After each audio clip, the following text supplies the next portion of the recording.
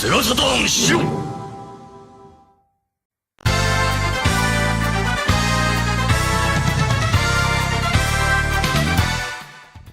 What's up, everybody? Happy Friday, Shiro Show.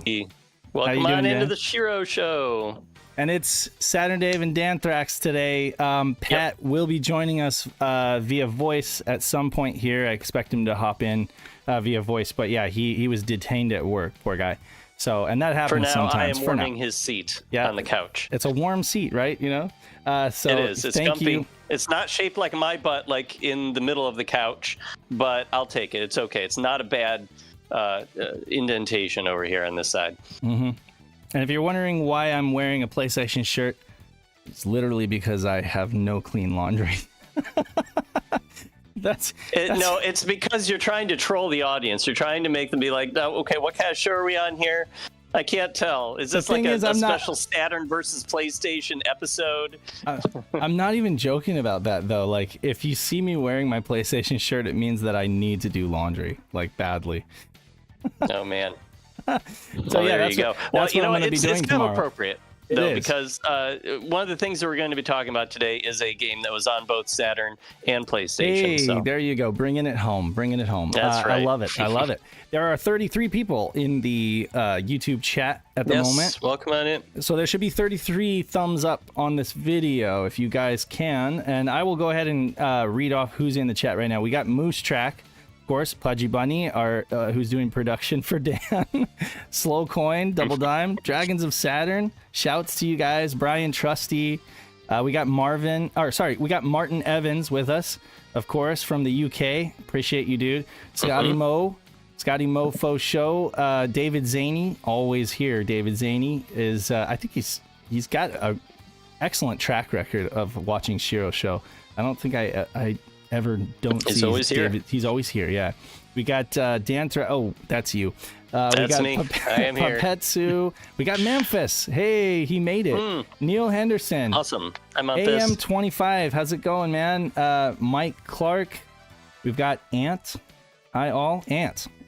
And I don't recognize Ant. Is he... have you seen that name before? New one. So no, welcome, Ant. Might be a new person. Welcome to our chat. Yeah, glad you're here. Mike Clark. We got Ivar Winterholm, Sasquatch, of course. Anybody else is with us? Shadow Mask, of course, is driving. Shadow Mask is driving, but he's here. He's listening in, and then and that's everybody for now. Everybody, give us a thumbs up if you can, and share it out on social media. That helps a lot. We appreciate it. So, Dan. How you doing? Yes. How have you been doing this week? What have you been up to? What do you got? You get to go first. Okay, sounds good. Yeah, I've been doing good. Been a busy week so far, but that's not so bad.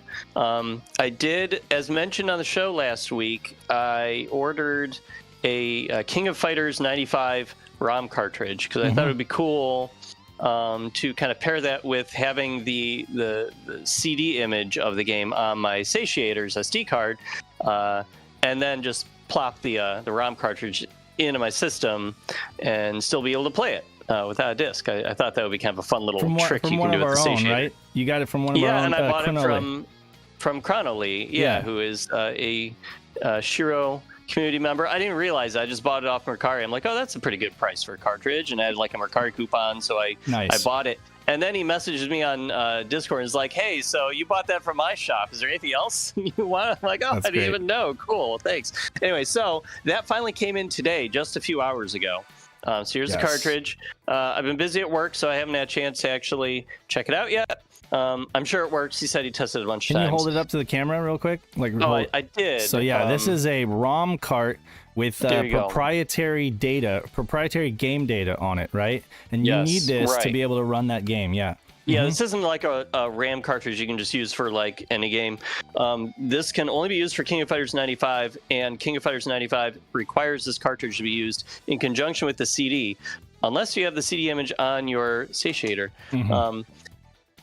Although there was more in the package besides just that cartridge. I got a bit of a surprise here. There's this nondescript white box that came with it, and I don't know what this is. I messaged Chronally about it when he was like, "Hey, I think your thing arrived." I'm like, "Yeah, I got it, but there's this box," and so I was told this is a surprise.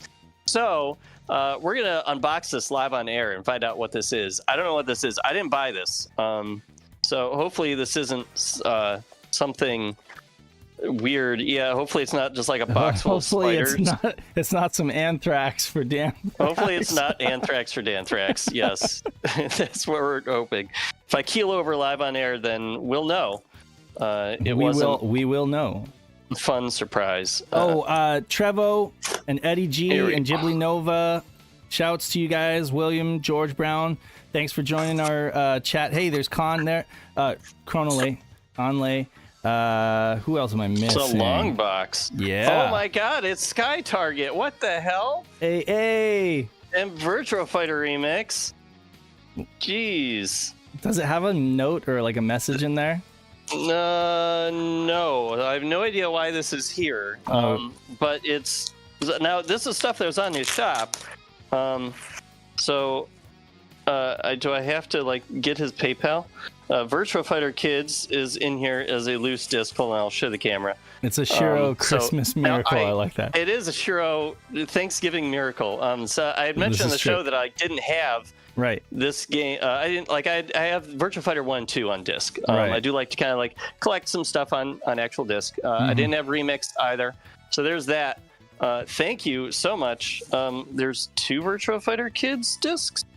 Oh, one of them's Japanese, right? And then this is the North American copy of Virtua Fighter Kids. Nice. And then this is the bloody long box, complete in box copy of Sky Target, which is a game that I like. It's super cool, and as I've said before, I love the music because it's done by the same person as Fighting Vipers, David Lacey. Yep. Who now I we think both lives have in a long Ohio. box. Oh, you know what? There's a note in here. There's a note. There's the note that you were alluding to. It says, Merry Xmas from Pat, Dave, and Chrono. P.S. USA Virtua Fighter Kids, I had trouble booting, so I included the JP release as well. Well, thank you, guys. Jeez. Yeah, that was really nice I of him. appreciate it. Yeah. That was very nice of you guys. Apparently, you had something to do with it. So I mentioned I was going to do a live unboxing, and you were giving me winky emojis in chat earlier today. So I'm like, what's with the I feel bad that Pat winking? wasn't here when you opened it, but yeah, no, it was like he was like, let's do this. Let's just put it on SHIRO's tab. When he's on the show, audio-wise, anyway, I'll have to thank him. Yeah, and thank you, Dave. We love thank you, Pat. Chrono. We love Dan. He's amazing. He helps make the SHIRO Saturn go round. And where would we be without him anyway? Thanks, Pudgy Bunny, for the 99-cent banana. Where is Pat? He is he's supposed to be with us via voice any minute now. He leads several people under him, and so he has certain duties at work every once in a while that he has to do, like team meetings and stuff like that, and so he just couldn't get out. So but he'll be with us in a bit. So anything else? Shadowman says someone's a fanthrax of Danthrax. Yeah, thanks, fanthrax of Danthrax. I guess so. Is there anything else that you've been up to this week? Besides writing articles and stuff. I don't think I've done anything too fun. I played my Saturn a bit, which we can talk about a little later in the show. Oh yeah, because it's related to games that we've got stories on the site. And I don't think there's anything else. We just have been getting kind of cleaned up for Thanksgiving, because I think we're going to have my parents over. Not for Thanksgiving itself. We're going to see some family. We're all like kind of getting together next week. But nice. My parents wanted to have like a little Thanksgiving just for like them and us, just the 4 of us over at my house. So cool. Kind of getting ready for that. Nice. Okay. So great. what have you been up to, Dave? Well, I did over the weekend a Friendsgiving, which is always the fun Thanksgiving. that's the easygoing one with lots of alcohol, and then the actual Thanksgiving is with the family is the one where you don't want to have too much alcohol. True. But I won't go too heavy into that. Anyway, no, it was fun. It was just fun doing Friendsgiving with friends, and good. I got, let's see, over this past weekend, it's been a lot of work, but yesterday I came home to a package from Japan big box on my porch. Wasn't sure what it was. I actually was like, wait, did I order something and forget what it was? But it wasn't. It was actually another kind of surprise. I will show you guys. Boy, we've got all kinds of product surprises here. It was one of these. Oh yeah, Sega Saturn HSS 0154 twin stick. Love it. In the box. The box has seen better days, but I'm just glad that it came with a box because that's. I mean, that's how old awesome. is it at this point? I mean, it's pretty old at this point, right? And it's got VR Temjin on the front there, so I'm going to be displaying it with my VR Temjin little cool. character. What do you call these? Like a figure? Action figure? Action figure? Yeah, I guess it's just an action figure. Although he's not going to see any action because I don't know if I really want to take it out of the box. It's all just... Yeah, I understand. Yeah, I just want to display it. Because it is very old. That's like, I was walking around in a retro store. They don't just have games, but they've got like music and movies and toys and stuff too. And they had like 6 Darkstalkers, Vampire Savior branded Darkstalkers figures. They're like kind of small, but they were still in their blister packs. And they were like, I don't know, nothing. And so I bought all of them, and I've never taken them out of the blisters. Normally I would, but it's like those things are from like the year 2000. So I feel like if they've survived in their blisters this long, they deserve to stay in. I don't blame you for keeping yours. You have one of these, right? You have a twin stick? Oh, yeah. You do? Yeah, I have a twin stick. It's not within reach, is it but normal? I do have it in my living room. I think the answer is yes, but is it normal for the sticks to kind of turn like this a little bit?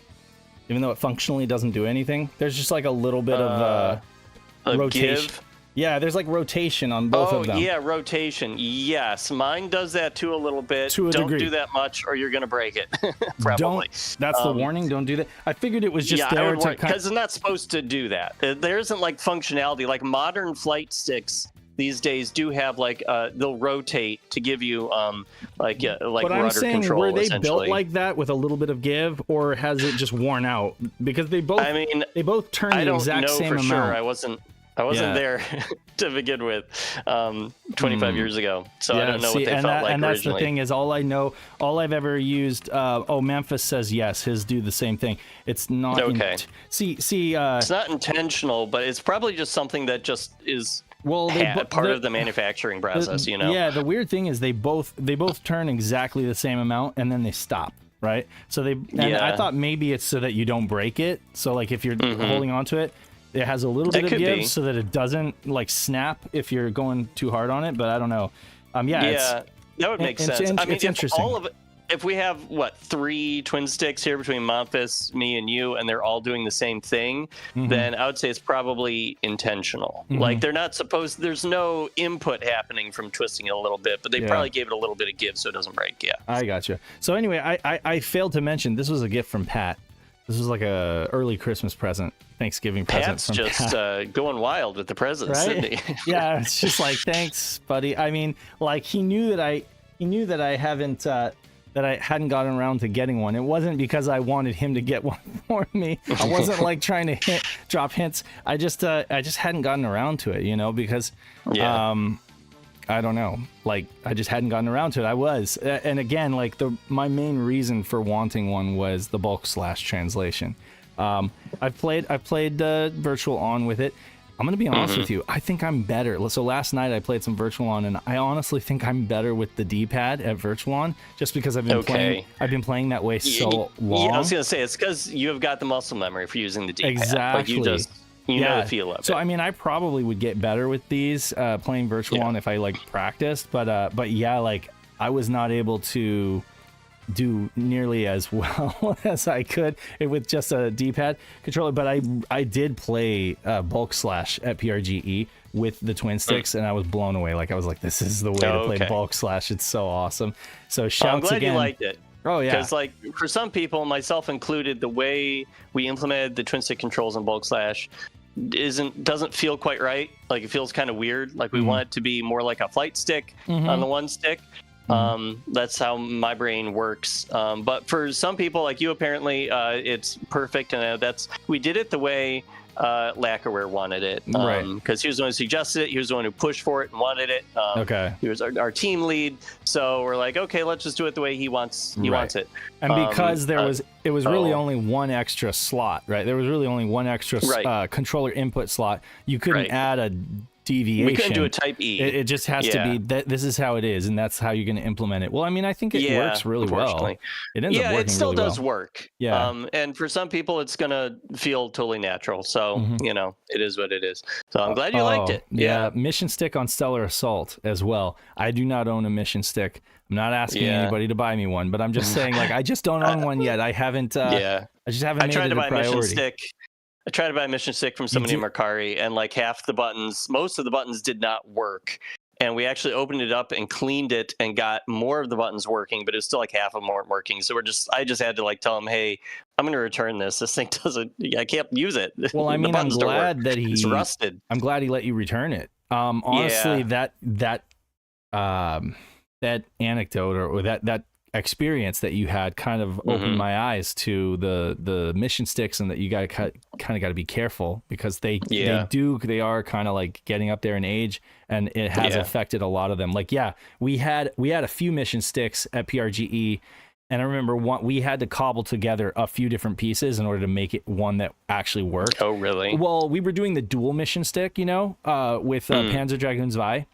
Right. And again, like with that one, you need like the center base, a mission stick, and then another mission stick, and you plug it into you plug both sticks into the center base. And there was some faulty sticks with those. And then come to find out, your experience was like, okay, so these things are not as sturdy, durable, as durable as some of the stuff, like the Virtua Stick Pro or the standard like Virtua sticks, not the cheap black ones that we got in the US, but like the Japanese Virtua sticks. Those things are built like a tank, and they stand the test of time. But when it comes to some of this stuff, you got to be kind of careful with it. Moose Track says everyone here send Chrono $1 so Dave can get a mission stick too. I don't know if Chrono even has a mission stick on hand. Well, but no, definitely. I will get around to it at some point. It's just kind of like, not a huge, well, that's the thing too. I mean, it's not a huge priority. And yet at the same time, if I keep waiting, they're probably going to get out of reach, and the ones that are in reach will be garbage and I'll have to fix or something like that. So that's always something to think about. So there's that. And what else? Let's see. Oh yeah. So now I got the game right here. We got the nice. Temjin right there, and we got the big box with a stick. I'm gonna put them on the shelf in like some kind of a display kind of thing, and that'll be. It's a great package. Yeah, it'll be all especially if you together. love Virtual On. Oh, and I mean, Pat really loves Virtual On, and I think he just beat Moose Track. Is that correct? They're doing a live tourney, right? And I think he beat Moose Track. Sorry, Moose Track, if I'm wrong about that, but I think Pat kicked my butt. Slowcoin said. Was it? Okay, so Pat kicked both of their butts. Yeah, he's gotten through a couple rounds now. He's progressing in our tournament. I have beat Pat a couple times with using the D-pad, but he's probably gotten better now, so I probably wouldn't have that kind of luck with him now. But yeah, so that's awesome. I'm really glad that Pat's been waiting for this tournament for a while, because he's always been. This is, believe it or not, fun fact is Virtual On is the game that got Pat into the Saturn. He went looking for a copy of Virtual On a Sega console. He was just like going to a retro game store, was like, is there a copy of Virtual On, like the original Virtual On? Yes, there is. In fact, it's on this console, the Sega Saturn. And Pat was like, this was, I don't know, he said like 2004 or 2005. He had never heard of a Sega Saturn before. He was like, awesome. That's how he got into the Saturn. That's interesting. So real quick, now I know you got a Saturn when you were a kid or maybe a young teenager. Teenager in high school, like a freshman in high school. So what game made you want to get the Saturn? What game got you into the Saturn, essentially? So the game that made me seek out the game that made me want, the game that originally made me want a Saturn was Daytona USA. But I was steered away from Daytona. I was still steered away from the Saturn because my dad and I were both kind of going in on a new console, and so he had some pull, and also at the time the sales clerk was really pushing the PlayStation. Well, actually, to be honest, there was no Saturn available for us to look at, or it was just but there was a PlayStation there, and it was playing like Jet Moto, which was insanely impressive back then. And so we went home with a PlayStation. But as I've told the story a lot, my dad was a musician on the road, and he would take the PlayStation with him sometimes, like on weekends and stuff, to hotels. So he had something to do in the hotel. And when it was gone for periods like that, I was like, oh, well, I have the Genesis, we can play, but I kind of want my own console. So it was at that point that Knights had, it was at that point that Mario 64 had come out. And the kiosks in the mall were ridiculous. You had like 15 to 20 kids waiting in line to play Mario 64, and everybody got like 10 minutes, right? So it was brutal going to, Christmas at the mall and having to spend all your time waiting in line to play this game for 10 minutes. When I saw a little demo of Nights into Dreams off to the side, very, very much kind of squirreled away, unassumingly, and I saw specifically the Mystic Forest. Isn't that what it's called? Mystic Forest of Nights into Dreams. I could be confusing that with Sonic. I think so. But anyway, sounds about right. Yeah. So anyway, that's the game that did it. Once I saw that, I was just like, okay, I've got to have this console. So it was Nights in Daytona, and that makes sense to me. That checks out. Yeah, those are two very Dave games. They are. I mean, well, the thing is, I'm eclectic. I love shooters, and I love weeby kind of. I love really. I don't want to say it in a bad way. I love visual novels, but maybe not to the extent that you do or that Pat does. I definitely love Sakura Wars, and I can appreciate all that stuff. But I definitely, when at the end of the day, Sega Rally, Daytona USA, and Nights are like my cup of tea. But yeah, so funny enough, at that time, it was pretty easy to pick up a used Saturn for cheap because they were not selling well new, much less used. To be honest with you, it was like at the game store, it was like $80 basically for a used Saturn and a copy of Daytona. So that was it. Nice. Sorry, long story long, but no, that's okay. But anyway, that's it for my week. I think that's pretty much it. I'm gonna wrap that up. Okay. We did some other stuff, but we'll talk about it in the news. So yeah, let's do it. Let's get on into whatever we've got for news. All right, I'm going to bring up the browser. Yes. Let's see here, web browser. There we go. And we can, I guess, do we have anything pre last week's show that we need to talk about? We talked about the Saru. No. Right? Okay. Yeah, we talked about the Saru. I did go back on Saturday, and do some edits to that story that weren't present when we went live with the show last week, and kind of added some things. I don't think we would necessarily need to talk about on the show. It was mostly some extra evidence of some of the problems that those particular Saru cartridges were having, and some extra background and stuff. I just kind of fleshed it out, and got some more images in there. So I appreciate that. If you are interested in the Saru, go back and check out that story from last week. I don't think they've released a new firmware since Friday night last week. I think this week has been quiet. So yeah, I'm really excited for the Kenji Eno dock. But I'm also really excited for the Kenju Eno doc. I'm just kidding. I don't know if you caught that, but I think Pat put that in. Kenju Eno. Oh, no. I did not bother changing that. We'll edit it later. I didn't notice that. Yeah, we definitely need to change that. The Kenji Eno. No, Kenji Eno. I'm so excited for that documentary. I can't even tell you. Like that is. Yeah, I know. I've been looking forward to it too. All year for game history stuff like that. And oh my god, like Kenji Eno is a god in my book. I mean. He's just. Thank you, Sasquatch, for the $5 oh, yes, fund thank for you. the biggest mission stick to beat Pat with. What you literally want me to beat him over the head with the mission stick, or? Yeah, I don't think there are any like mission stick capable like Saturn Netlink games, are there? Good question. Are any of the Saturn Netlink games capable of mission stick compatibility? Imagine that would be Joe would know the answer just like that. Yeah, I mean, like there's a couple of racing games that might use the analog functionality, but if they do, it's just because they really were designed to use like the 3D analog controller, not the mission stick necessarily. I don't know, maybe they'll work with it. You can beat them in a rally with a mission stick. Thanks again, Sasquatch, for the $5. We really do appreciate it. Only game I could think of is Duke Nukem 3D. Duke Nukem 3D mission stick support. Okay, well there you go. I don't know. I don't think I could think of off the top of my head.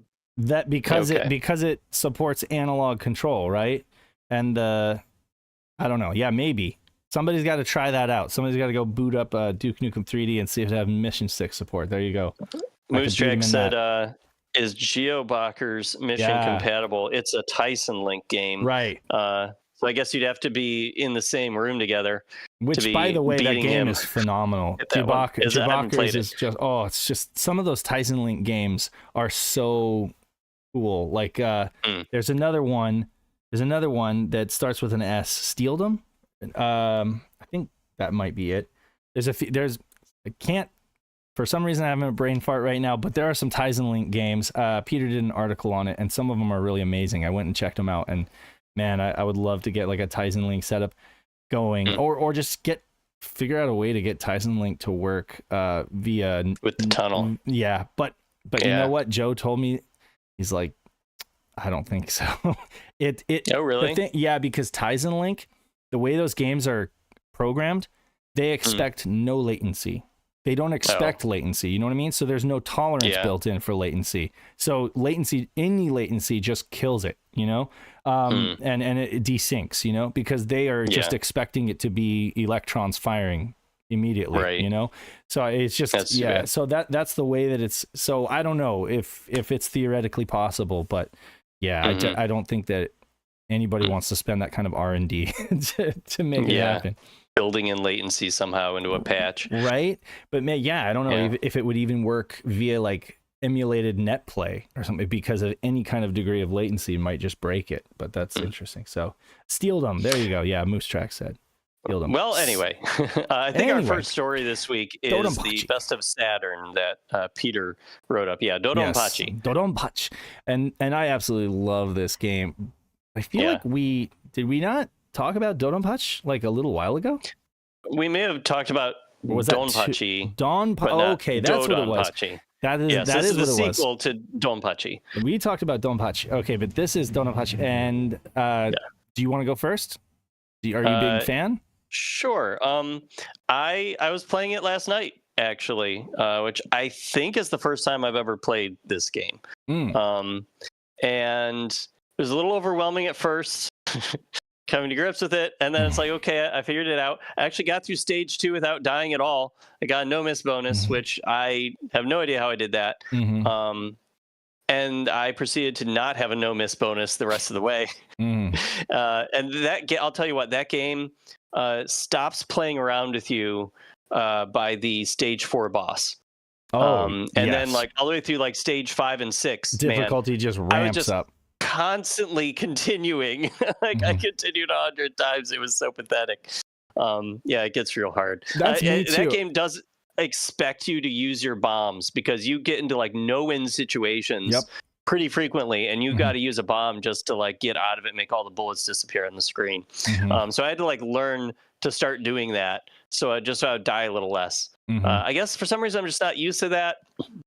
To bombing a ton, I don't know. I guess I feel like I should be good enough to be able to just like get through a shmup without really having to use bombs, unless I'm just like trying to wear down the boss real fast. But it's like, no, DoDonPachi expects you to use those bombs defensively. I mean, you could spend a lifetime getting good at shmups. You could, and there are people who do, you know. So there's so much depth to these games, especially these cave shooters. David Zaney's correct. It's not as brutal as Battle Garriga. You want to talk about a game that's not only brutal, but it's hard to see the bullets. Battle Garriga is just as brutal as it comes. But I mean, I do like Battle Garriga. Battle Garriga is great. Oh, it's phenomenal. And I like DoDonPachi too. I did have fun last night. Until I was getting a little frustrated toward the end when like it got when the game got serious, I got serious. I was like just joking around, having fun with the first few stages, and then like when the game starts just like kicking your ass, I'm just like, okay, I have to focus now. Were you playing with a wired controller or wireless? Yeah, just like standard Japanese gamepad. Cool. Yeah, so I have to. So that's another thing. Is with shmups like this, I have to play wired. Because any little bit of latency is going to make a difference when it comes to like really holding on for life. I play shmups kind of the same way. I use a lot of continues. I'll use a lot of bombs. I'm not going to make any apologies. I just don't have that much time to like pour into getting good at shmups, but I really enjoy shmups. So I think I'm like a lot of people out there. I love shmups. I think they are amazing. And there are so many great ones on the Saturn. I just am not like phenomenal at playing them. But I will say, when it comes to like the complete package, I feel like DoDonPachi is the complete package. It's not only a beautiful looking shmup, of which there are many on Saturn, but it's not style over substance. Like it's really well made. It's just like the game design is it's so snappy and responsive, and just the sounds, everything comes together for what I feel like is patterns, and good bullet patterns. You can see like the beginnings of the bullet hell genre, you know, with the patterns where it's almost like it's a puzzle game and you're making your way through these waves of bullets and finding the holes, which they really don't do that until you're at the bosses. The bosses do that a lot. The regular stages is mostly just enemies flinging individual bullets. A couple of the bigger enemies will fling like a wave of bullets at you. But for the most part, it doesn't get bullet helly outside of the bosses, but it still isn't bad. And like, I don't know, I don't do too bad on the bullet hell stuff. Like it is kind of when you realize, okay, just the center of your ship, it's patterns, you're navigating them like it's a maze, and just the center of your ship has to stay alive. And it's like, okay, like you kind of like you panic for a second, and then you calm down and you're like, all right, I can do this, I can get through, and then you die anyway, but you know, you feel like you could have got through it. Then you get the other kind of shmups like Raiden or something like that or Raiden that are more I don't know, chaos. Like the bullet patterns are just chaos and everything like that, and that can trip you up because you're just not looking, you're looking for patterns, and then a stray bullet hits you and it's like a one hit. So that, you know, but yeah, like I would say that DoDonPachi is kind of one of those games, I would say, that kind of gained popularity early on, like in the Saturn and in the early 2000s as a excellent shmup, and it almost became cliche to mention it in conversation, like because it was just like the old standby. A lot of people would obvious that it's good. It's so obvious, and people would search for like the more hidden gems, I guess you could say, like stuff like Batsugan would end up going into conversation, and you'd get stuff like Guardian Force, and so you'd get a bunch of other great shmups on the Saturn. But I feel like going back to DoDonPachi, it's just so good. I don't care if it's cliche to say that. It's a really solid one. It's one of the best shmups on the Saturn, and it's on PlayStation as well. So choose your platform. You know, you go. Saturn versus PlayStation. And I might even, I don't even know. Like there was a site online that kind of went deep into like what shmups are better on PlayStation versus Saturn. And there were and there were quite a few that were like, this is better on PlayStation, this is better on Saturn. Technically, Sokyu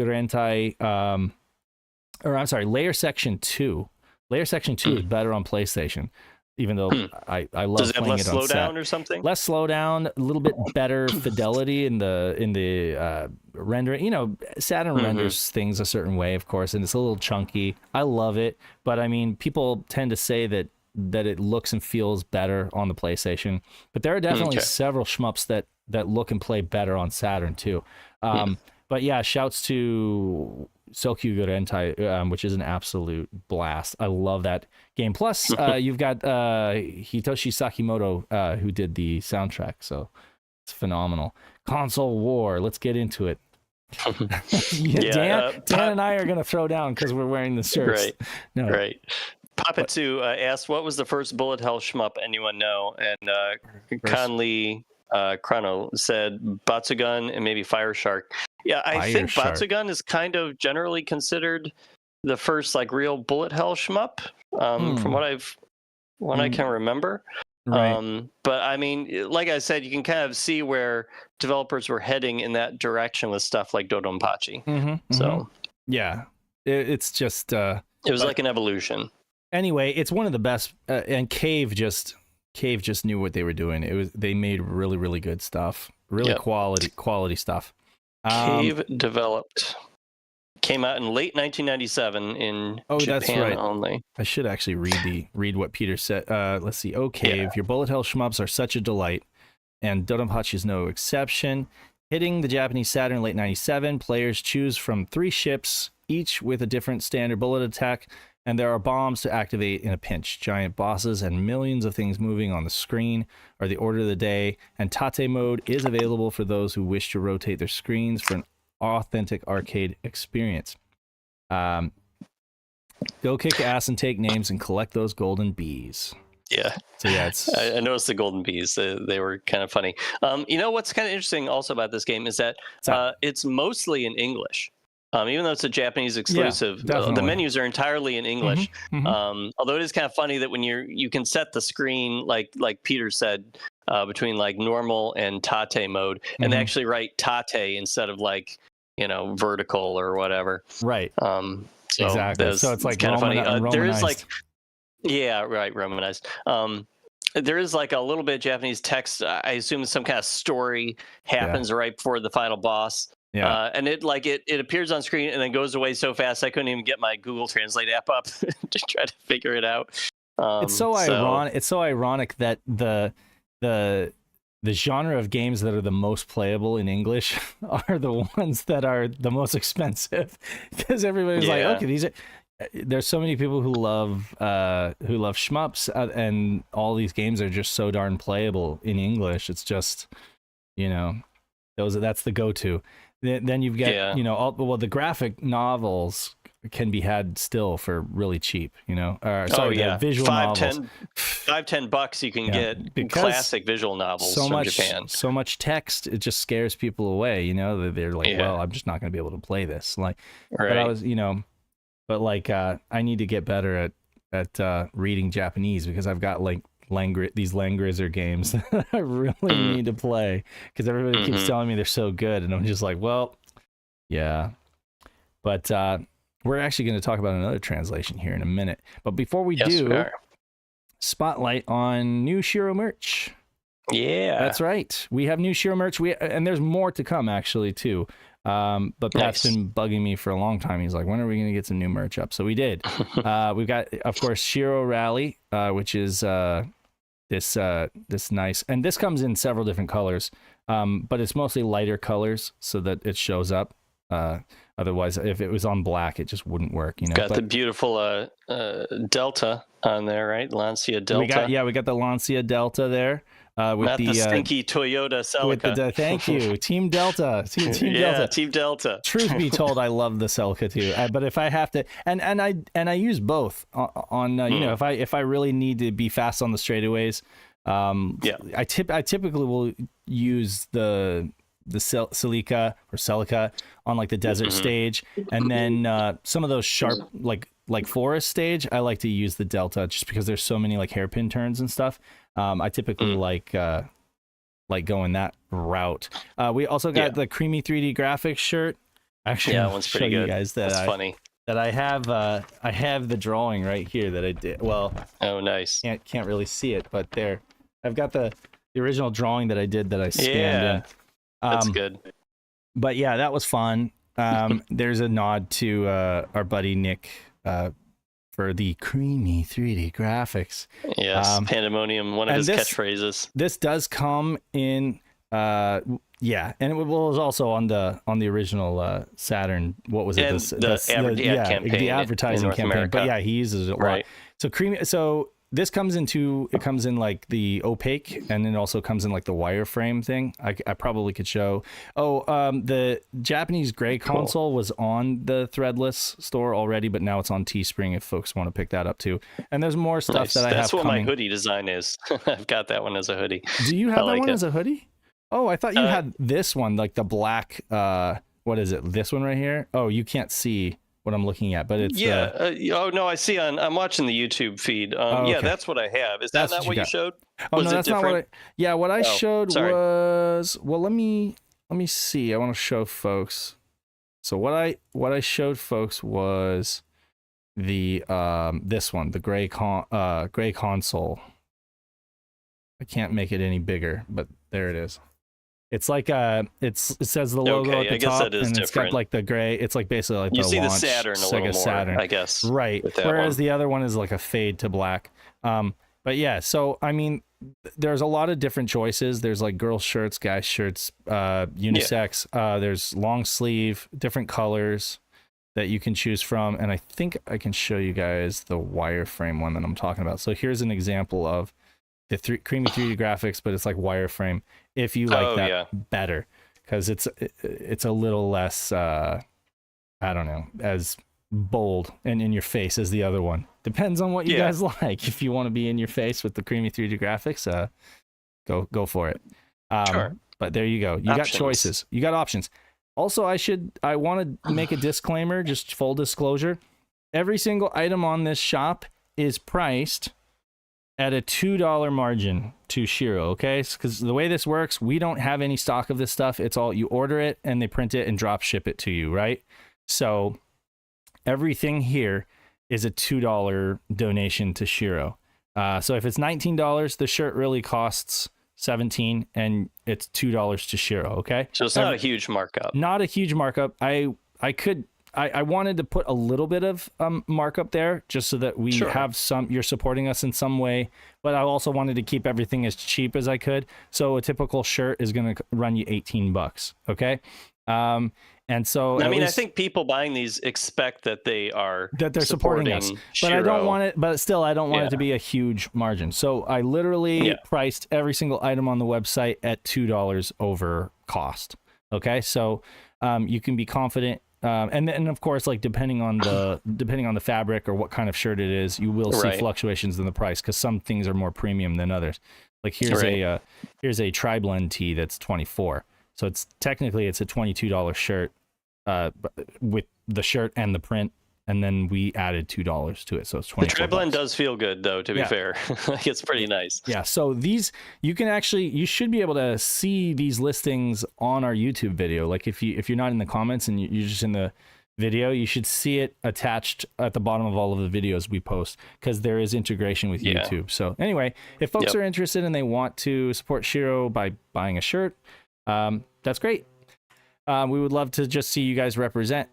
I should mention that if you guys are a $10 and up patron, then we need to get you guys a code so you get things at cost, which we can totally do. So if you're in that position where you're like a $10 and up patron, let us know, and I will make sure that I put that in like the insider chat or in the patron thing. I don't remember though. Hey, I have a question about that. Absolutely. That Sega Rally T-shirt. Do you think the little bit of green that's in the SHIRO wording there, will it key out? Right. That's a great question. Because it's sort of a darker green mixed with a lot of blacks and stuff. Yeah, it might key out. I know because that's the thing is you're thinking a lot about like what you can wear on camera, right? Well, look, I mean, here's my PlayStation shirt, right? And the green is keying out, but it doesn't keep you from really seeing the design, right? On screen. I guess it ends up just turning into whatever's behind me, like the black couch or whatever. Yeah, I guess you can't really even tell because it's so dark. Right. I wonder if I could wear my Sega Saturn controller T-shirt since it's just one little green button. You probably would anyone really notice? I've done Maybe it before. I'll try it next week. You should just try it. Yeah. Which, by the way, that one's available as well. The pad that you're talking about is I like that design. Is this one right here. So this is the this is the pad. I think this is the one that Joe got as well. It's like our RPG fan. He said that this is the one that he liked. You can see my heart. You'll just see a little hole in my chest where the green button is. See a little hole in Dan's chest. But anyway, so rep the merch. We would appreciate you walking around with SHIRO Pudgy Bunny brings up a good point. Are you guys going to stream on Thanksgiving week, which is next week? Pat always does that. Pat always does like a Black Friday stream, and it's kind of been his thing now for like the last 2 or 3 years. So I imagine. So it's just a Pat solo thing. I think so. I've done it like if I'm available, I'll do it. If not, I might be on via voice. But it's kind of been his thing. I mean, and if you're available, you could do it with him. Yeah, like Pat just... I don't want to step on any toes. You wouldn't be, honestly. I think, what does he do? He does kind of like a little impromptu, kind of like looking at links, looking at deals, Black Friday stuff. Maybe, you know, looking at some Saturn stuff that's good. What does he say? It's actually safer to watch Pat stream than hit up BF deals in real life. Okay. Well, true. Yeah, I guess that's true. But then again, you never know with Pat. He always keeps you on your toes in terms of not safe for work and safe for work. Let's see here. So next is something I'm really excited for. This I just found out, and I just found out from Dan, who found out, I guess, from Kitchen 34 or what, from Browsing Sega Extreme. From Browsing Sega Extreme. Good on you for doing that. See, this is amazing. So go ahead, tell us all about what is this. All right, so systems, is it SACOM? System SACOM, How do you think yeah. it's System SACOM fans rejoice. Yeah. An English patch that translates the Saturn version of 1997 FMV horror adventure game RMJ, The Mystery Hospital, into English is on the way, courtesy of prolific translation patch maker Kitchen 34. Saturn fans know System SACOM for the Mansion of the Hidden Souls and Lunacy, aka TraynoCo, as it released in Japan and Europe, I believe, thanks to those games being officially released in the West. But the developer made several more that never left Japan, and Mystery Hospital is one of them. System SACOM teamed up with Bandai to make RMJ, The Mystery Hospital, and released it on the PlayStation in November 1997, about a month before porting it to the Saturn. By the way, I just said it like RMJ because for some reason the title puts a question mark after the letter R. Very distinctive, if nothing else. Right. So last year, a fan translation team, which included Esper Knight, Snowy Aria, Cargo Din, and Blame the Robot, made the PlayStation version of this game more accessible to English speakers with a patch, which I do link to in our story. It's on romhacking.net. Why do we recognize that name, Cargo Din? Because Cargo Din has been involved in, they did a voice in the Bulk Slash translation. Okay. They were the computer voice when you're when it's like the self-destruct is imminent or something like that after the last boss. Yeah. And I think they also did another thing, I forget. But Cargo Din also works on translations. Awesome. So yeah, as you can see here, Cargo Din did help with this one. I'm blanking on what they were. I'm so sorry, Cargo Din, but Cargo Din's great. So that's why. And that's for Night. Did they work on Link Live? That could be. Did they? I know it was. The.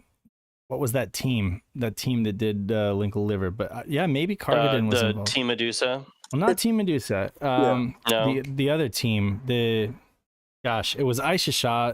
I don't know if I'm saying that right. Aisha Shah, and then the other team that worked on Link Liver, and they worked on a ton of stuff. They did. They did March of the Black Queen. They did Tactics Ogre. They've done so many. Yeah, Paul Metz team. Right, that's Team Medusa. I don't think it was Paul Metz's team that did that. It's another name that they go by. But anyway, okay. Either way, Cargo Din, if you just look at their profile on romhacking.net, they've worked on like Cool Toon. They've helped out on Planet Laika, one of the Una games, Popolo Croy. So yeah, quite a few. Nappletail on the Dreamcast. So yeah, like they are busy.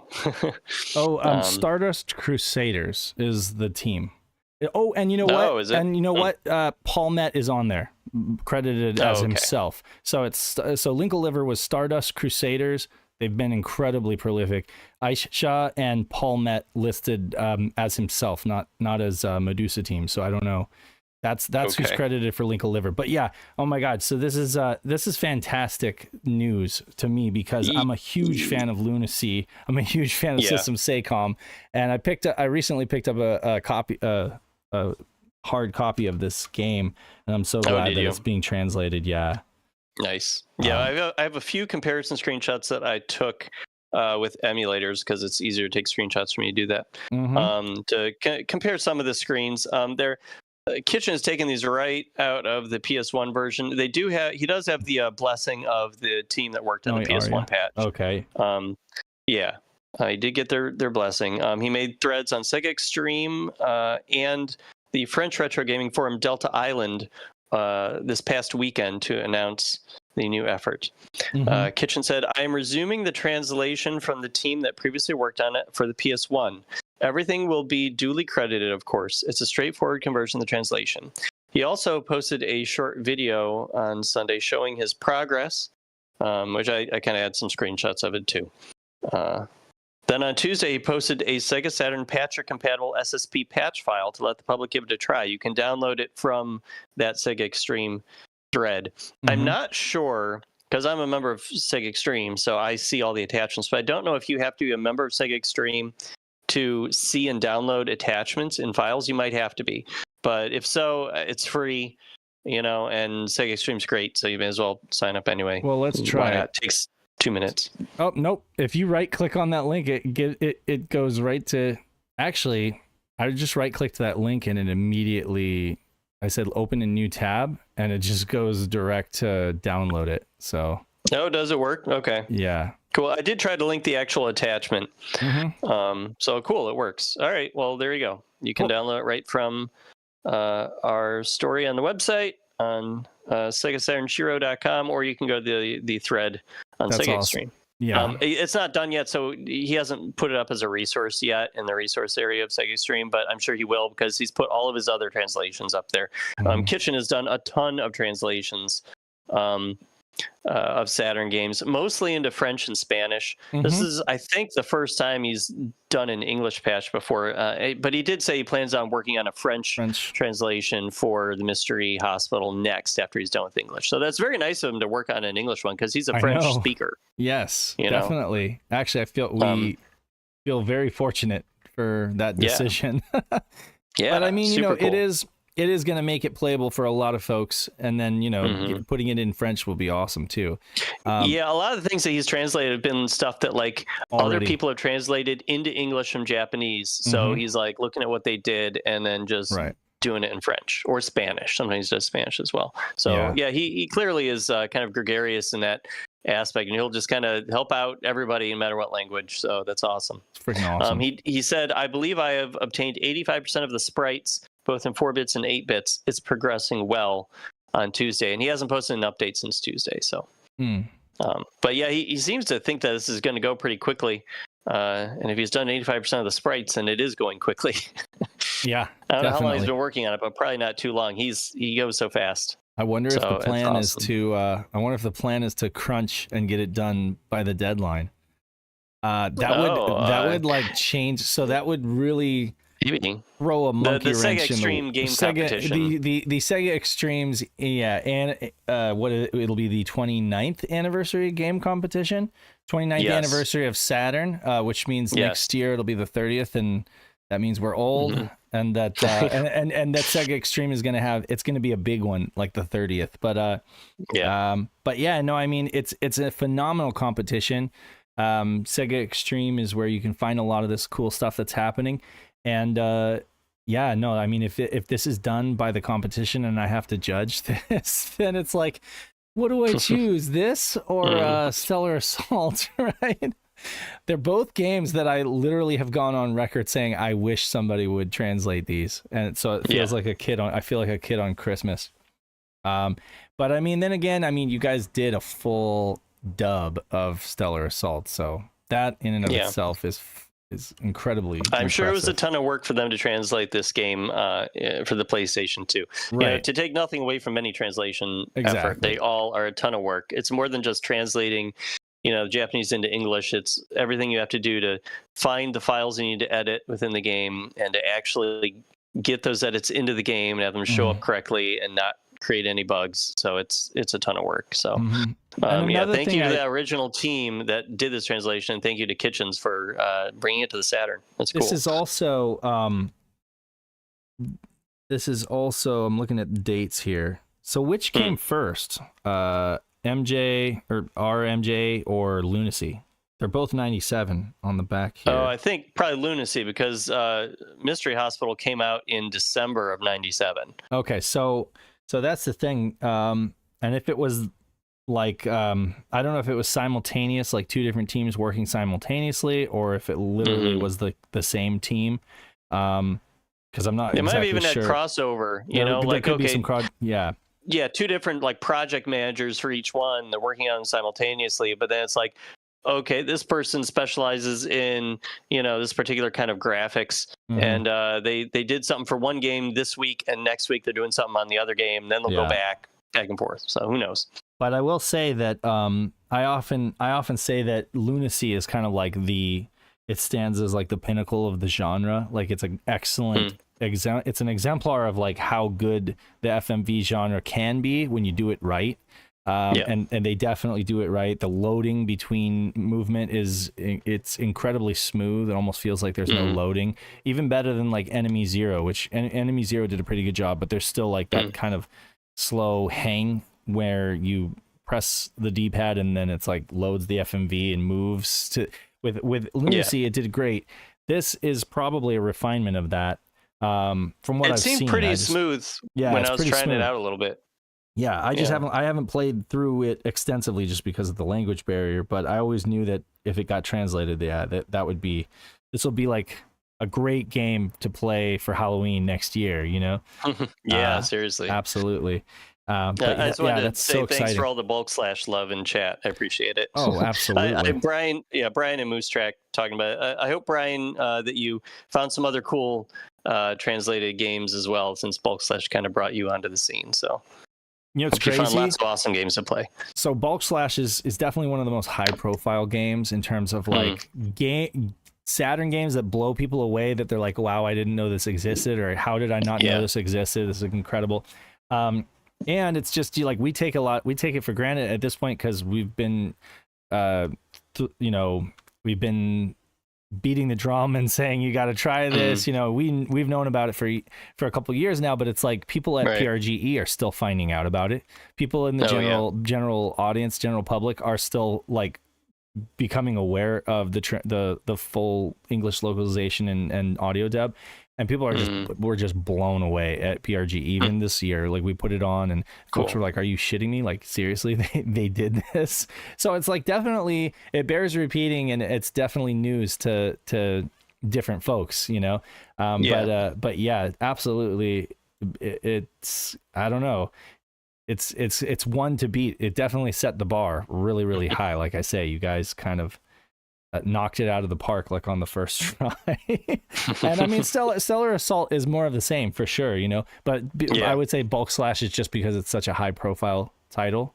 It's a flashier game, graphics wise too. Well, that's the thing with this year. So with this year and the competition, again, Sega Extreme competition, there are a lot of high profile games, being translated, right?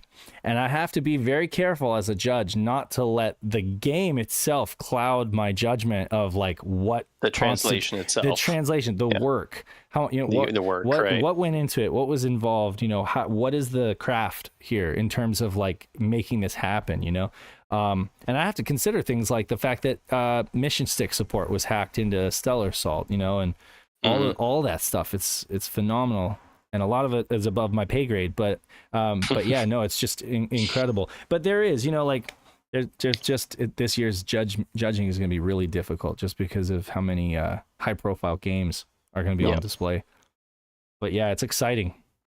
Anything else? Real quick, do you know what the R ? MJ stands for? You asking me? Yeah, do you know? Do I know what the R ? MJ? Well, so R ? To be honest with you, I would be guessing. I do not know actually what it means. So I actually, while researching this article, I looked at there is no English language Wikipedia page for this game. Okay. Which I guess makes sense. It never came out here. But there is a Japanese language Wikipedia page for this game. And at the very top of it, it tells you that the R stands for revenge. Okay. And the MJ stands for mutation jack. I don't know if that's a spoiler. If it is, I'm sorry. I just threw it out there, and I put it at the end of my story here because I figure that people probably wonder, because I wondered, what do these crazy letters mean? It means revenge mutation jack. With a question, a red question mark. Yeah, now the whole game is about like infectious diseases that are running amok, and you're like trying to identify them and maybe contain them. I'm not entirely sure. I haven't played through the game, obviously, but I know it does have to do with infectious diseases. So maybe that is what they're referring to there with the mutation. I don't know what the Jack means, if there's a guy named Jack or if they're talking about like jacking into the system. Yeah. Apparently there's some kind of revenge happening there's in the background. There's a dude on YouTube who did a video on this that was pretty entertaining. Oh yeah. He goes by the username Good Shit, but I think that a lot of people don't find him because he spelled shit with alphanumerics, so it's not easily searchable if you actually type. But I will have to share a link to that video because he also did one on lunacy. Games like this are up his alley, obviously. So but yeah, there's an interesting video. I think if you just look up if you just look up the title of the game and scroll a bit, you'll find his video. Yeah. But Shadow says Mutation Jack sounds like a bad translation of bodybuilding. Mutation Jack.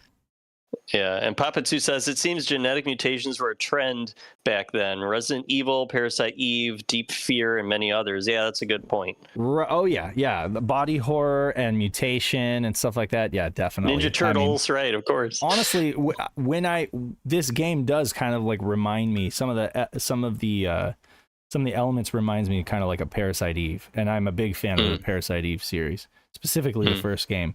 But yeah, it was like that same time that the book came out first, right? And so that kind of topic would have been really popular in Japanese pop culture.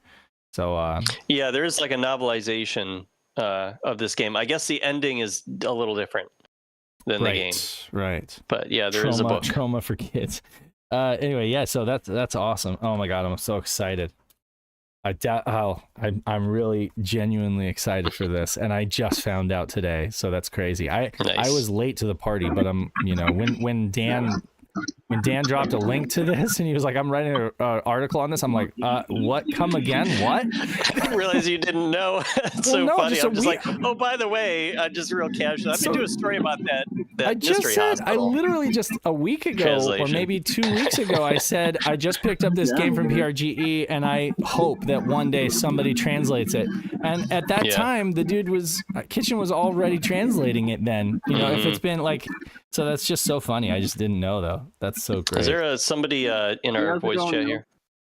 How's it going? Is Pat? It's Pat. Yeah. Hi. Doing good. Just trying to figure out how to get out of here. Yeah, go for the last part of the show. So what did I miss? Sorry. Well, Dan got a little something in the mail. He got like a surprise in the mail. What was that? I got my King of Fighters 95 cartridge. I'll put it up on camera again. I know you can't see it, but I got all the Virtua Fighter Kids Virtua Fighter games that I could handle.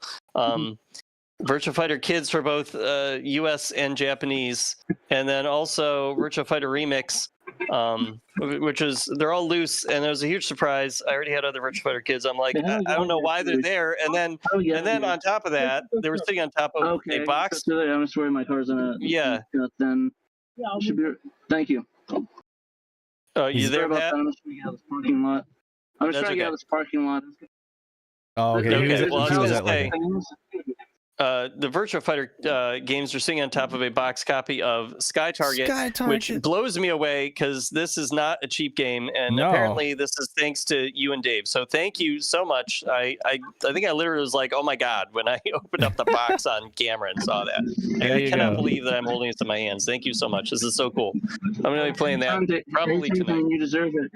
You do. Absolutely. Yeah, I don't know about that, but I do appreciate it very much. We know about it. We know about it.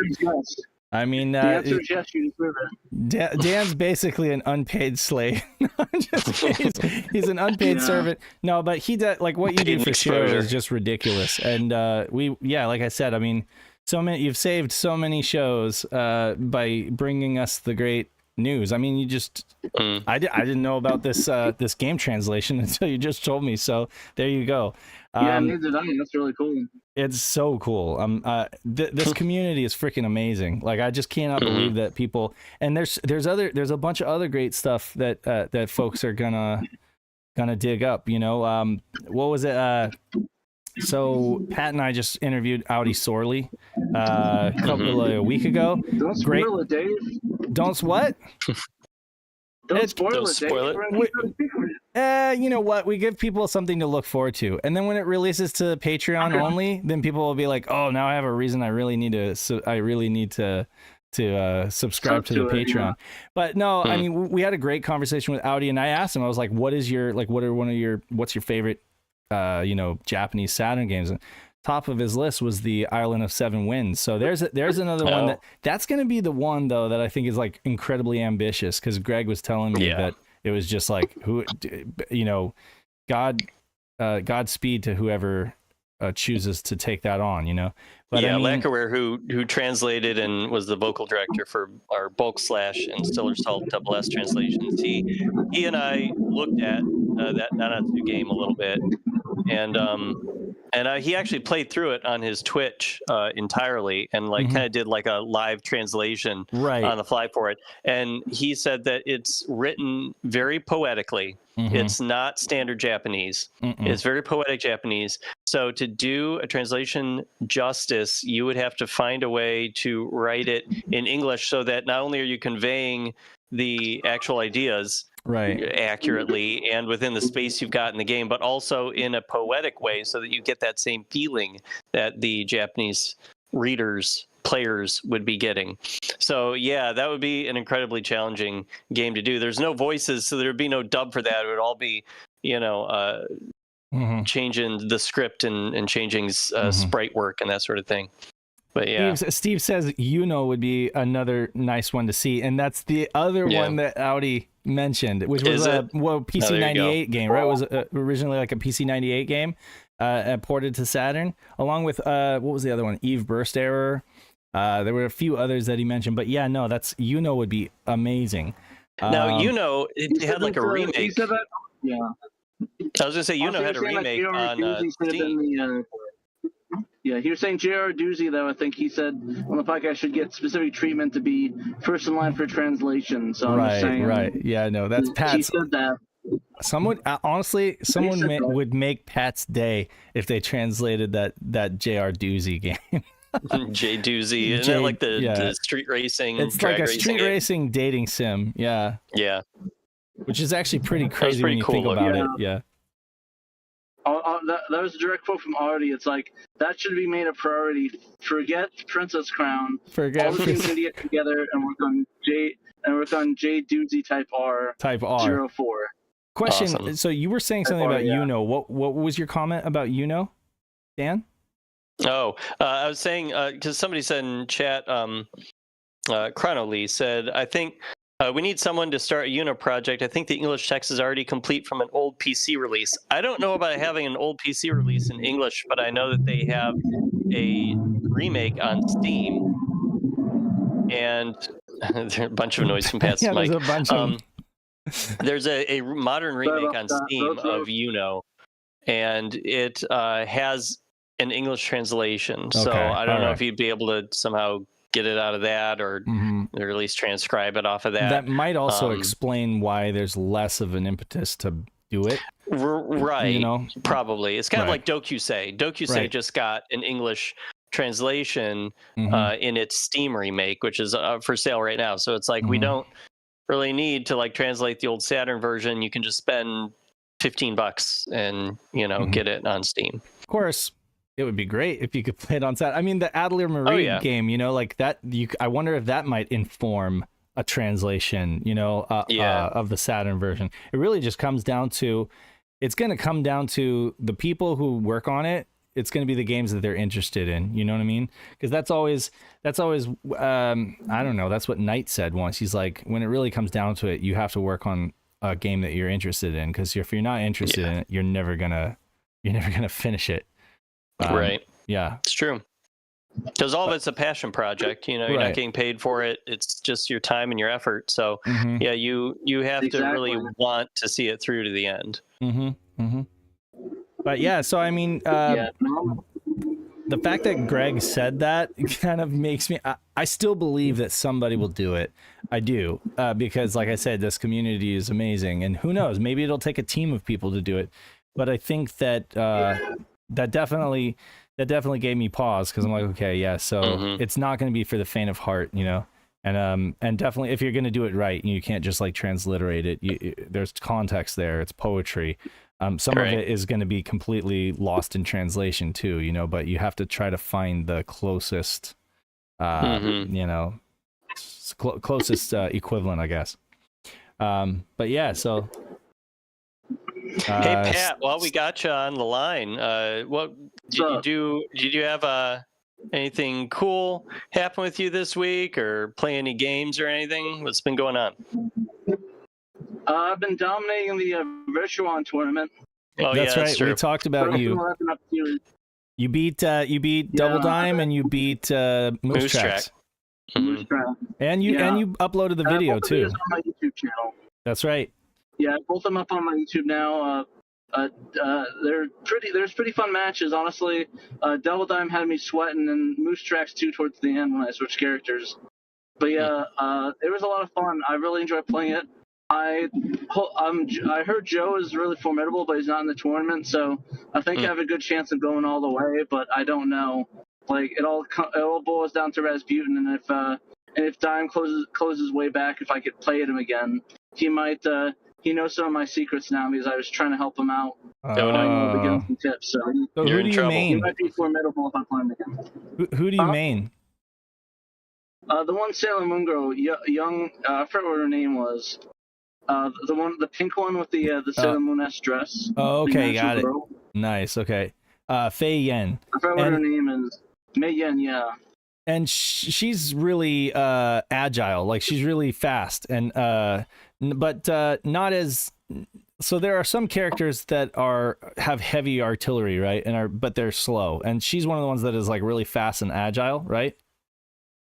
Yeah, but she also has the least damage output. So you really have to she's not gonna.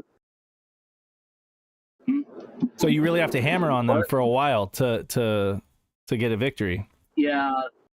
But basically, the way you play her, at least I play her, is dodge, run away, dodge, don't get in range, because she is really weak towards a melee attack, so it'll take like half your health if you get hit with a melee attack by like a heavier character.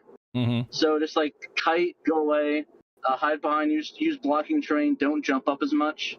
And there's a tip, so this is a tip that I learned when I was playing it. Don't rely on the jumps for auto-target, use the dashes for the auto-target, and keep just auto-targeting the opponent, because it's best to keep an eye on them, even if you're not shooting like stuff out. Like if you see the shoot to lock on to keep them tracked, I would just shoot and waste ammo just for that, and just like use your other gun. So like the right trigger I'd use the lock on, and I'd wait for the opportunity when the lock's on there, and I'll use the homing attacks or like the super special attacks. So it's very bob and weaving. It's like a lot of dodging. It's a lot of reading. So you have to read your opponents a lot. Sometimes you misread them. So yeah. But yeah, it's funny. The only one I've been playing is the Dorcas. Right. Like all the time I'm playing it's the Dorcas characters. You got Shadow Mask gunning for you. You got Shadow Mask gunning for you. He said he's in the loser bracket studying to defeat you. So he's learning all your secrets, and he will. He did the same thing with Sega Rally. I know. He beat that tournament, right? Who was it that won Sega Rally? No, I'm pretty sure it was Retrospectors that won that, or Double Dime. It was Double Dime. Okay, but Shadow Mask was in it. He wishes. Double Dime. Wishes. No, but he stayed in it for a long time, and I know that he was like in the loser bracket, and then he ended up coming back and staying with it for a long time. So I know Shadow Mask will go hard. So you gotta get really good. But Pat, yeah, this is he's gotta work his way up to losers. This is the game that got you into the Saturn, though, right? For the record. Yeah, like I remember, I told the story on other streams, but basically there's this arcade in Arizona called Amazing Jake's. It's kind of like a Chuck E. Cheese or Peter Piper Pizza, if you know what those are. But basically, it was one of those places, and their niche is that they get old arcade machines. Like they would have like stuff like 10 years old. So like they had Virtua On. Was the Western one McCree, the Laserdisc one? Wild Dog McCree. One of the old yeah, Wild Dog McCree, all the old ones. Mad Dog McCree. Yeah. Mad Dog McCree. And I would sit there and I would pretty much like camp the Virtua On, just sitting there like getting nerds out of their money playing their arcade games. So I just sit there like just a ringer, just playing people. You're virtual on. Yeah, ringer. I was just sitting there like wiping people out, taking their credits away. But yeah, it's a lot of fun. I played it a lot, and then I stopped playing for a while when they got rid of the machine, and I stopped going there. And I started playing it on Saturn. It's a lot of fun. I had to warm up again because it's been a while. Because I know Dave and I played a lot of Virtua On. I can't remember. I think he won the last time we played. I was playing with the D-pad. I was telling Dan I'm not that. So first, I showed everybody the twin stick that you got me. Thanks again, Pat. That was really amazing. No worries, man. And I mean, I absolutely love the darn thing. It's awesome. It's in great condition and I love it. And I did play some Virtual On just to kind of get warmed up on it. And honestly, I realized that I wasn't as good as I normally am with a D-pad. So I'm gonna have to take some time to build some muscle memory with the twin stick, because when I beat you, I was using the just the standard Japanese D-pad, you know. Yeah, no, the thing with the twin sticks is that once you get good with it, you cannot go back to the controllers and you play better. It's like playing with a fight stick. Oh, I believe it. At first you're gonna suck, but then like it's so ingrained. You are better than you were with the pad at your best. Like it's like you have to go down a bit, but you go up like past the threshold of how good you were. So it's going to make playing it a lot easier, and like I feel like I have better control than I did on the D-pad just because of the auto aiming and stuff like that. And there's ways around it. Like if you abuse the auto lock on with the dash attack, that's usually your go-to. But yeah, I'd be down to play you on some Netlink for Virtua On twin stick versus twin stick action. Oh, you'll train people up. I'll have to learn. You'll have to teach me how to sensei, because I like I say, I don't know that. I'm not that good with the twin stick yet, but I definitely want to get better. So yeah, I'll definitely play some Virtual On with you. We need to get the Sega guys online too. You know, we need to get Dan online. There you go. Yeah. Actually, Dan, do you have a Netlink yet? No, I don't. Okay. Well, priorities. We got to get Dan on Netlink. That'd be cool. Would you? You know, speaking of the Sega guys, you guys, they did put up a video where they were talking to you, SaturnDave, and Peter. That's right. This week. So everybody should check that out. You know what? I failed big time to put that up on our website. I should have. That's noteworthy. But I just next week. Yeah. So I will add that to our website as a story so that folks don't miss it. But yeah, definitely check out the Sega guys. Talking with and I think we mentioned it last week. We mentioned that we had done it and that they were going to put it out. But yeah, we talked to the Sega guys about. It went up this week on like Tuesday. I want to say Monday or Tuesday. Yeah, it was fun. It was a fun conversation with Peter. We were talking about Sega's legacy, kind of talking about old Sega versus new Sega, the legacy of our content, what we kind of want to leave behind. Stuff like that. It was just a casual conversation, but those guys are great, and highly recommend, if you guys are following us, that you should be following them as well. Definitely check out their stuff. And it's really good though. Yeah, I liked it. It's great having it's always good hearing their kind of perspective on things, since we obviously share a ton in common, but they do have a bit of a UK kind of slant to, you know, a lot of their experiences and how they kind of approached, you know, both the Mega Drive and the Saturn, and even later the Dreamcast. Mostly it's similar. We share a lot of similarities, but every once in a while there's like there's a way that they view something that might be a little different just because certain games were more prominent in the UK, certain hardware was more prominent in the UK. But yeah, great guys, and definitely highly recommend that you guys check that out. And then I don't know what else. There was something else that was kind of off the record, or we didn't have an article, but you wanted to talk about, Dan, and I was supposed to remind you. And now I can't remember what it was. You were supposed to remind me. That you said I didn't have a chance to write an article about it, but something else happened. No, we don't have to talk about it, but I guess since you brought it up, we can mention it. I guess that there have been strides made on getting Saturn emulation working on the PlayStation 5. That's what it was. Yeah. Yeah, I'll work on a story about that soon. I have to look into it more. I just saw that earlier this afternoon, briefly. I did a story a few months ago or something about how the PS4 has Saturn emulation working on it, and I guess that they found a way to get it working on the PS5 as well. So that's cool. Excellent. Well, I'm gonna go ahead and. They're able to. I know that. I didn't know if there's hacks yet. Slowcoin asked when I'm getting a net link. Oh, I disappeared. Yeah, you disappeared, and Okay, every I'm time back. Okay, hold on a second. I got to figure out how to do this and not have you disappear. There we go. It's the stupid Windows in. Yeah. Okay, so I want to take a moment to honor all of our patron supporters, specifically our $10 and up. We absolutely appreciate every single person who gives even $1 to us.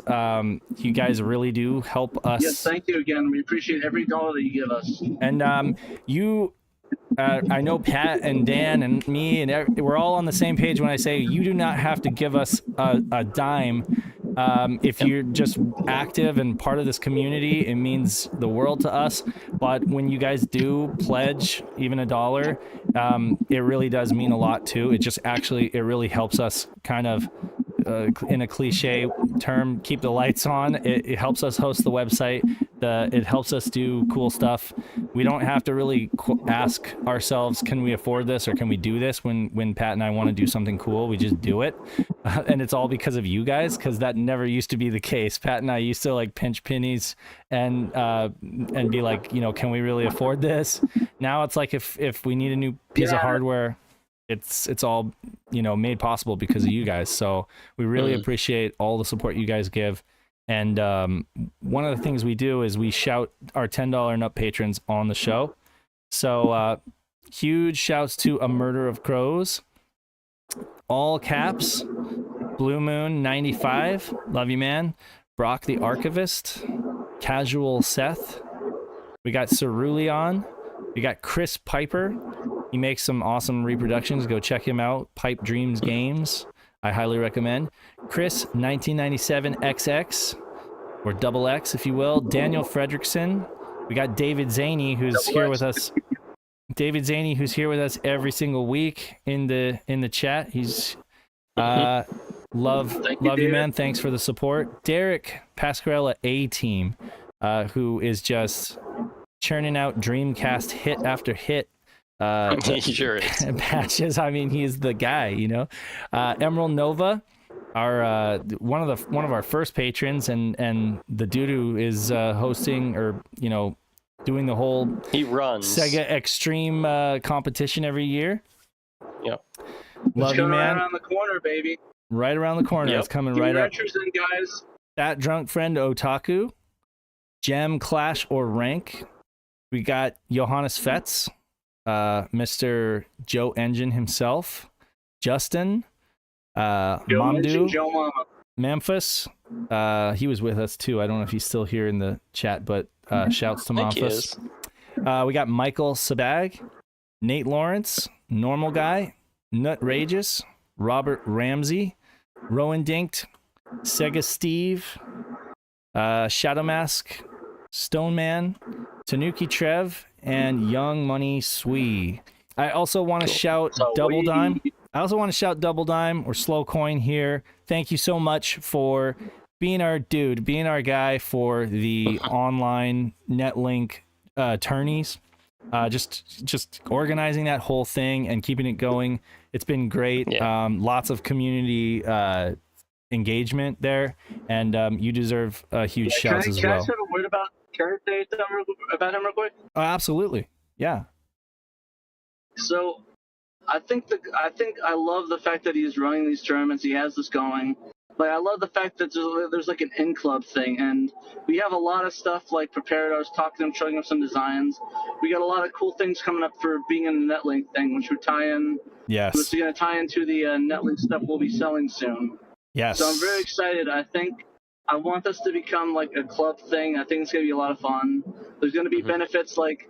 I think it's going to be the next thing, like with a patron. You can join the patron. You can join the Netlink League. I'm hoping maybe we could talk about maybe work on the name of it. I think we have some cool ideas for what we could name instead of just like Netlink Group.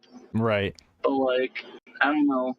I think there's a lot of cool things and there's a lot we can work on. So I have to thank like DoDonPachi for running this because he does it free with his money. You know. Mm-hmm. He doesn't. We don't pay him for doing this. He just does it for free. And he stepped up. He stepped up. He was like, first of all, he's probably like the guy. I mean, all shouts and thanks to Joe, Sega RPG fan, for making this stuff possible. You know, and Hawker Zero, and Zidon, and Knight of Dragon. Those who have all helped to kind of make this the online exploit possible. But definitely Joe, of course, because he's done most of the work on the tunnel and everything. And but then also shouts to Double Dime, who came along and really like adopted it big time. He's like the guy for online stuff, you know, and he could probably help folks with their technical difficulties as much as Joe could. Like if folks need to get set up and stuff like that, dude knows his stuff, and he's just there. You know, he's just always there. He stepped up to organize the tournaments, and it's just been amazing. So I absolutely love it when folks from the community are like, I want to do this, you know. I'm like, go for it, you know? So that's what it's all about, you know? And did an amazing job. Yes, thank you again. He says, "Oh shucks, thanks again" in chat. Yeah. Was there anybody else? There was somebody, I don't know. There was another person that I wanted to shout. Now I'm forgetting. We gotta take notes for the show. We gotta take notes, right? So Shadow Mask is one of our patrons, and I want to know if Shadow Mask had a VHS stream tonight. I always like to give him a shout. Yeah, I don't know if he's back at it yet, but I always like to. Do you know they've been making some new progress on the Mobile Suit Gundam translation over in his Discord server. I don't think there's anything ready to be shared yet, but yeah, the translation is being worked on, the script itself. So. Yeah. Yep. But I don't remember if they were doing a VHS. Let's see. Yeah. I know last week he wasn't back at it yet. So yeah, but he had to take a little bit of a break. I always kind of like to give him an opportunity to plug it because you know, he's like family. Yeah. So but yeah, so if you guys out there watching or whatever, listening subsequently are doing something creative and you want to share it, feel free to join our SHIRO Discord, and you can share whatever you're up to in our promotions channel. People do use it, and people look at it and are interested in what you guys are doing. So definitely share whatever it is that you're into, whatever you're doing, and we'll take a look at it. Back at it again soon. Thanks so much. So yeah, not tonight, but you will know when there's going to be another VHS stream. You guys will know, because we'll be sure to plug it. I think that's it. Really, I think that's pretty much everything. Pizza and movie night for me and the kids. And nice. I think we're gonna have fish tonight. Fish. So, yeah, some fish fillets are gonna bake in the oven. Oh, nice. Okay, cool. Yes. What about you, Pat? You got any dinner plans, or you just gonna go home and eat a bag of Doritos? There? I don't know if Pat's still there. We may have lost Pat. Well, he's still in the chat, but yeah, for some reason I'm not. Maybe he's having technical difficulties. Yeah. Anyway, I'm sure he's eating something good tonight. It's been SaturnDave, Danthrax, and TraynoCo, Pat, reminding you guys that you must play your Sega Saturns. And until next time, we will catch you later. See you on the flip side. Bye.